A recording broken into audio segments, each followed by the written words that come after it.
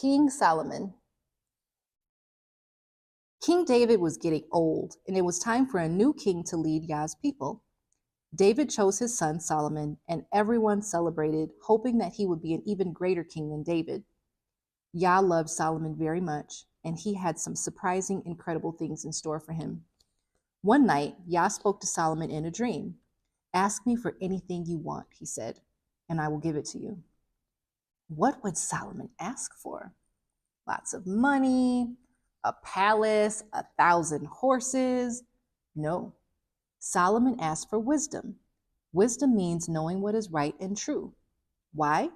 Solomon wanted to be wise so that he could be a good king for Yah's people. This made Yah happy. Because Solomon had chosen wisdom instead of money or power or a long life, Yah promised to give him all these things. Yah kept his promise to Solomon, and Solomon became incredibly wise and amazingly rich. In fact, he became the wisest king in the world. When people had problems or arguments, they came to him, and he had the answer.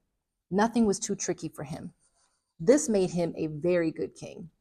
And because he loved Yah, Solomon built a huge, beautiful temple where everyone could worship Yah and thank him. Then he built himself an enormous fancy palace.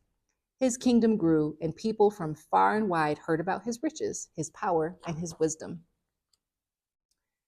One day, the Queen of Sheba, who lived far away, heard about King Solomon and came to see his kingdom for herself.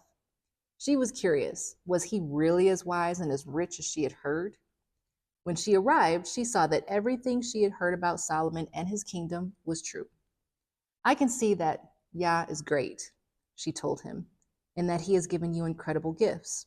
But remember," she said, "Yah wants you to be a fair and good king. It is your job to show Yah's people the right way to live. Yah has given you all this so that you can serve others." But as Solomon grew older, he started to love Yah less and love his money and power more. He no longer loved Yah with his whole heart. Instead of trusting Yah to look after his people, he stored up gold and riches for himself. Instead of trusting Yah to protect his people, he built a huge army.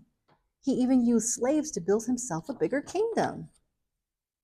Do you remember when Yah's people were slaves in Egypt? Yah had rescued them so that they could be free and could live differently as his special children. But now, instead of blessing other tribes, they were using them as slaves to make their kingdom bigger. This wasn't part of Yah's plan. Solomon had forgotten what Yah made him for. Yah's heart was sad again, and he took everything away from Solomon.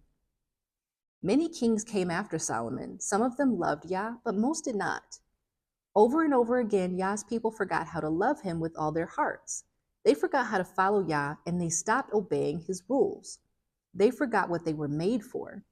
Because of that, Yah allowed his people to be taken away from the promised land, the special home he had given them. They found themselves far away, captive in a place called Babylon. But even in this new place, Yah was still with them. He had a plan to bring them back to where they belonged and to make things right again.